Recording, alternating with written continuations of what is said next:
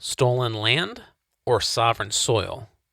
The claim that the American Southwest belongs to Mexico is spreading fast online, in protests, and even echoed by foreign leaders. But is it true? In this transmission, we're cutting through the noise with the facts of history, the force of law, and the clarity of moral principle. We'll walk through the war that was fought, the treaty that was signed, and why this land has been, is, and will remain American. That's today on The Restless Signal.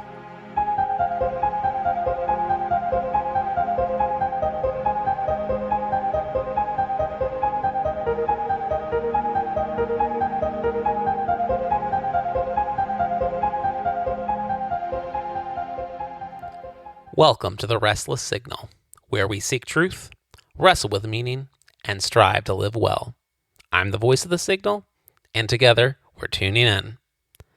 Thanks for joining us today for another edition of our Signal in the Static series, where I react to something in the news or on social media that makes me restless. Not just annoyed, but restless. Because beneath the noise, there's usually something deeper at play. Today's transmission takes us to the American Southwest, where a claim is gaining alarming traction, that this land is stolen and rightfully belongs to Mexico. That claim has been echoed by President of the Mexican Senate. Last week, he said Mexico should reacquire the Southwest, suggesting the U.S. wall might be built along the 1930 map of Mexico, when much of today's U.S. was still Mexican territory. This comes amid a week of serious unrest in Los Angeles. Riots, looting, and the National Guard were called out. In that context, this narrative is being used online as a defense for refusing deportations and resisting border enforcement. The idea?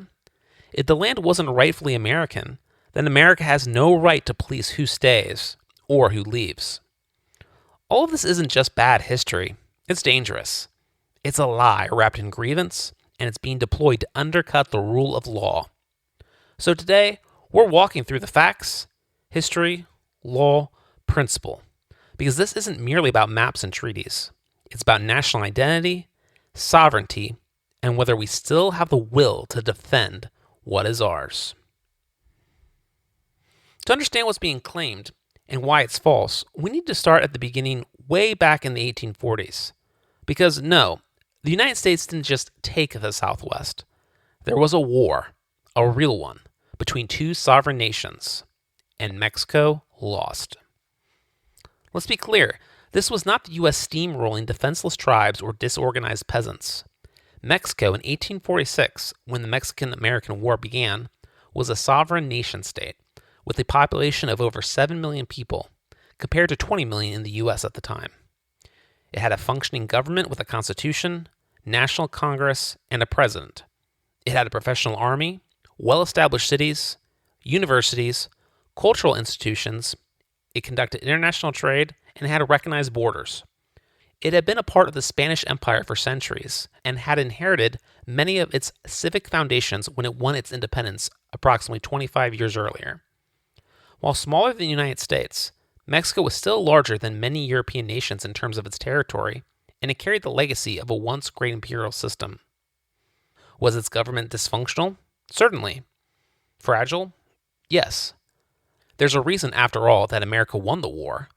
But this was a modern, rival nation, not indigenous people who had never even invented the wheel. At the time, America was expanding, having just annexed the Republic of Texas at the request of its own government. U.S. leaders had long set their sights on extending American influence to the Pacific, both to counter British ambitions in the Northwest and to secure a strategic port on the West Coast. Negotiations to purchase Mexico's northern territories had been attempted, but failed. Tensions rose over the disputed southern border of Texas. The United States recognized the Rio Grande as the border, while Mexico insisted it was the Nueces River, nearly 100 miles further north. Eventually, those tensions boiled over. It was Mexico, not the United States, that fired the first shot. Though some historians argue that the U.S. strategically provoked the conflict, the Mexican army attacked first, killing 11 American soldiers in the disputed zone. President James Polk used the attack to justify a declaration of war, stating to Congress, quote, "Mexico has passed the boundary of the United States. has invaded our territory and shed American blood on American soil. She has proclaimed that hostilities have commenced and that the two nations are now at war. Congress passed the declaration with broad bipartisan support, though a young congressman named Abraham Lincoln famously opposed it.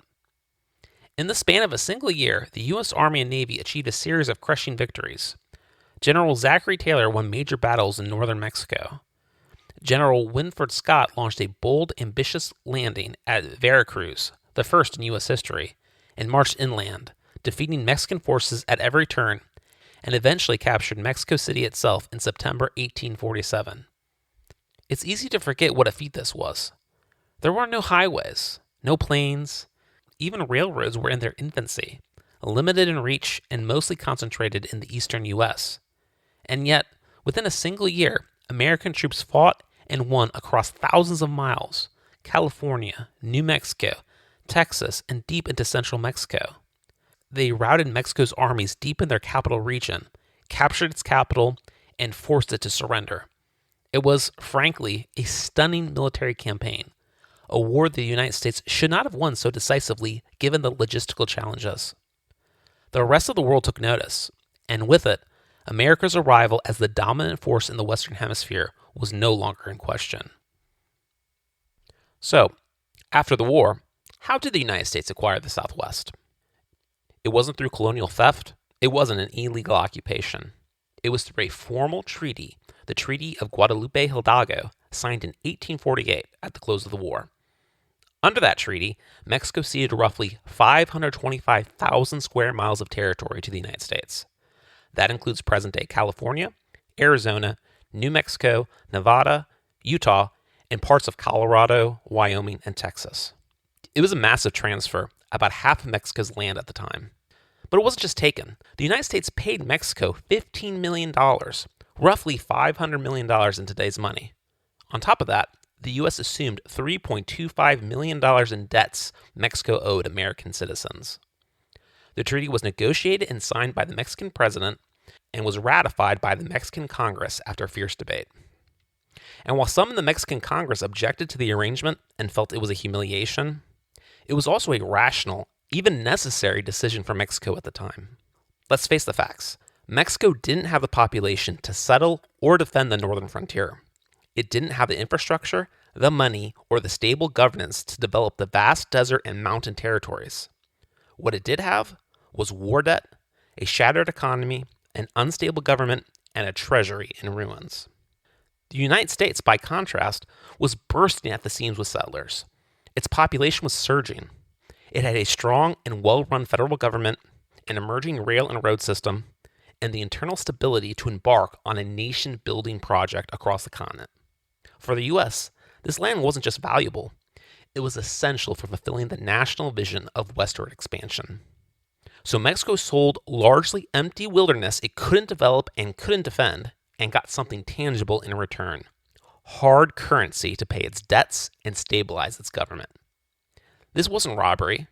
It was a negotiated exchange between two sovereign states acting in their own rational self-interest. This treaty has stood unchallenged for 175 years. It's recognized by the international community, by U.S. domestic law, and Mexico itself. So no, this isn't some unresolved colonial injustice. This was a hard-fought war, followed by a formal peace, a lawful land transfer, and a pragmatic financial settlement. The American Southwest is American, legally, permanently, unequivocally. Let's take a moment to move further in time and address a deeper critique. This idea that it's inherently unjust to gain territory through war, that modern norms reject this kind of conquest, and that therefore, America's acquisition of the Southwest is illegitimate by today's standards. Here's the reality. Those norms didn't exist at the time. Not in Mexico, not in Europe, not in Asia, not in Africa, not anywhere. For thousands of years, the right of conquest was considered a legitimate and lawful basis for territorial expansion. From the Roman Empire to the Ottoman Empire, from Napoleon's France to Imperial Britain, from the Zulu Kingdom to Qing China, the acquisition of land through force was not some aberration, it was the global norm. Even in the United States, wars with Britain, France, and native nations were pursued with the understanding that borders could, and did, change by force of arms. It wasn't until the 20th century, especially after the horrors of World War I and World War II, that the world began to formally reject conquest as a valid means of acquiring land. The real turning point came in 1945 with the founding of the United Nations. Article 2 of the UN Charter explicitly prohibits the acquisition of territory by force.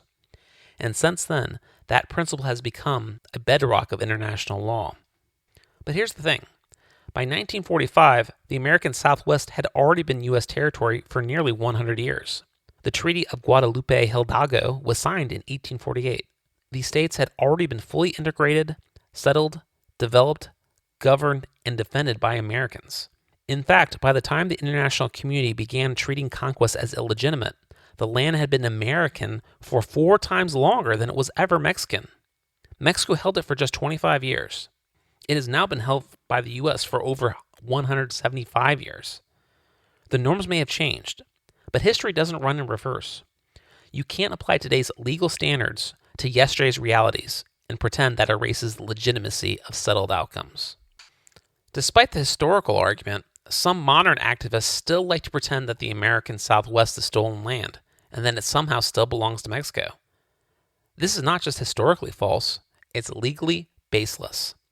Let's be clear, the transfer of these territories was lawful, valid, binding, and still in force today. As covered earlier, the treaty was a formal agreement between 2 sovereign states, ratified by both governments and governed by the same legal principles that have long underpinned international law. Nothing about the arrangement is in legal dispute, not in 1848 and not now. In fact, under modern international law, the status of these territories is crystal clear. The UN Charter, which all member states, including Mexico and the US, have signed, upholds the territorial integrity of nations and recognizes existing sovereign borders. The principle of ut possidetis juris, which freezes borders at the time of independence or conflict resolution, reinforces the legitimacy of long-established boundaries. There is no international body, court, or treaty today that suggests the U.S. Southwest is anything but sovereign American territory. Mexico itself recognizes the current border. It has done so for over 170 years. The 2 countries maintain diplomatic relations, enforce a shared boundary, and cooperate across law enforcement, immigration, trade, and infrastructure. The idea that this is somehow unsettled is pure political theater. On top of that, U.S. domestic law fully integrates these states into the constitutional and political fabric of the nation. These are not territories or colonial holdings. They are states, with governors, legislatures, senators, courts, and full representation. And let's not ignore reality. Nearly 90 million Americans live in these states. They generate over $4 trillion in GDP, larger than the entire economy of Mexico itself. They house some of the world's largest cities, busiest ports, and most advanced industries. They are not contested borderlands. They are the beating heart of American prosperity and national identity, an inviolable part of the American homeland for going on 200 years. To say otherwise is not just legally incorrect, it's delusional. But the people that make these claims aren't delusional. They understand they're acting intentionally in bad faith. Let's get to the heart of it. The idea that the American Southwest is stolen land isn't really about history. It's not about treaties or justice or sovereignty. It's about power, and it's a lie dressed up as moral argument. The lie goes like this. Because this land once was claimed by Mexico, briefly, ineffectively, and over 175 years ago, people today can disregard U.S. immigration law and claim some kind of ancestral right to be here. It's a convenient narrative for those who wish to break the law while still pretending to hold the moral high ground. But let's be clear, it's a lie, not a misunderstanding, not a different perspective, but a deliberate falsehood meant to blur moral lines and confuse the uninformed. And it's not even internally coherent. Many of the people making this argument aren't Mexican at all. They're from places like Honduras, Venezuela, Guatemala, or even from the Eastern Hemisphere, from nations that never even laid claim to this land. How does Mexican history give them a right to violate U.S. sovereignty? It doesn't, and they know it. This isn't about restoring justice. It's about avoiding consequences. It's an attempt to erase the legal and moral clarity of the situation by rewriting history in service of present-day lawlessness. But the facts don't support that narrative, not even close. We've already shown this territory was barely held by Mexico, lost in a war Mexico started, ceded in a treaty it signed, paid for in full by the United States, and recognized under international and domestic law for nearly 2 centuries.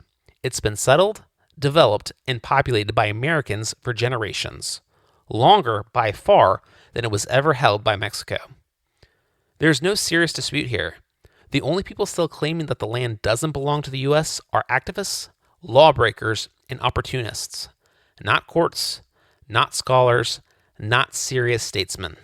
This narrative isn't about historical justice. It's about sowing doubt to undermine enforcement and shield violations of the law. We shouldn't indulge it. So as we close, it's important to recognize the American Southwest is not stolen land. It was barely held by Mexico, just 25 years after Spain's tenuous grip ended. The land was largely unsettled, undeveloped, and ungoverned. Then came war, a war Mexico started, and a war it decisively lost. In 1848, the Treaty of Guadalupe Hidalgo was signed by Mexico's president, ratified by its Congress, and accepted by the United States. It was a legal, binding, and internationally recognized transfer of sovereignty. Payment was made, the terms were honored, and the treaty remains in force to this day. In the nearly 2 centuries since, the United States has invested trillions of dollars, settled tens of millions of citizens, and transformed the region into one of the most prosperous and vibrant parts of the country and the world. By every legal standard, domestic and international, this is and has been American soil. And all of this happened before the modern norms against conquest even existed. In the 19th century, acquiring territory through war wasn't some outrageous breach of morality. It was the norm across every continent, every civilization, every era. To retroactively apply today's rules to yesterday's world is not only historically illiterate, it's dishonest. So why do people still say it's stolen? Because this isn't about history. It's about distraction and deception. It's about some illegal immigrants, many not even from Mexico, trying to undermine the legitimacy of U.S. law to justify their presence here. They're not seeking to join the American project. They're not pledging allegiance. They're not trying to strengthen our nation. They're trying to exploit it. And increasingly, a vocal minority don't even pretend otherwise. Videos circulate online daily of some illegal immigrants openly admitting they don't like our country, don't respect our people, and don't care about our laws. They call Americans lazy, fat, soft, or stupid, while admitting they're here purely for the money. They're not just undocumented or here unlawfully. They're unapologetically parasitic. Contrary to the narrative spun by the modern left, the immigrants I'm speaking about show no intention of joining America and making it their forever home and contributing to making our country better. No, they just want to extract as much value as possible from our people, while scorning the very culture that built the land of opportunity they now seek to exploit. They want all the benefits of America without the responsibilities of citizenship. And they'll use any excuse, no matter how flimsy, to justify breaking our laws, overwhelming our systems, and sowing doubt and division among our people.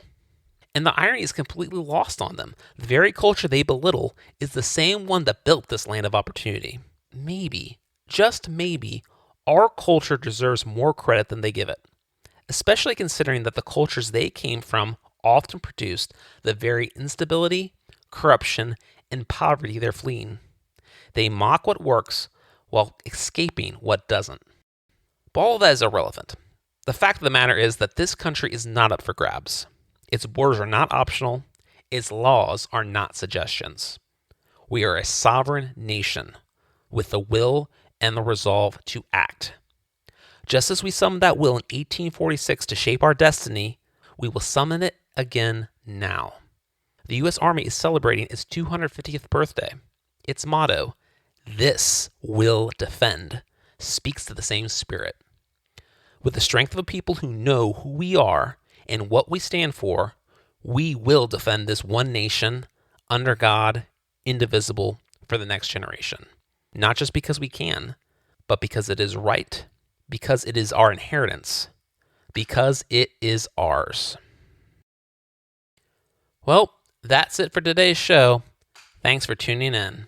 We'll try to be transmitted again soon. If you like this honest engagement with serious topics, often with a side of exasperated observational humor, I'd appreciate if you'd like, subscribe, and turn on notifications so you never miss a transmission. It really helps us out. Until next time, seek truth, wrestle with meaning, live well, and above all, keep the signal clear.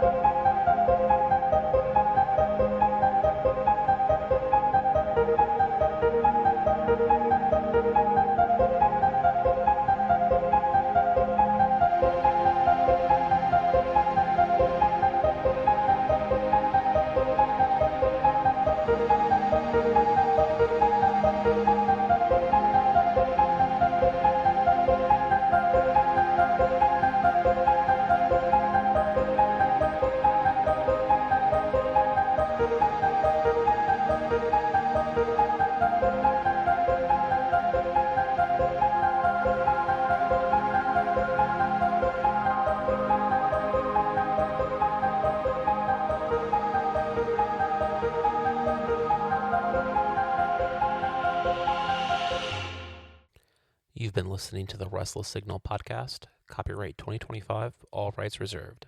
Check us out on the web at therestlesssignal.com.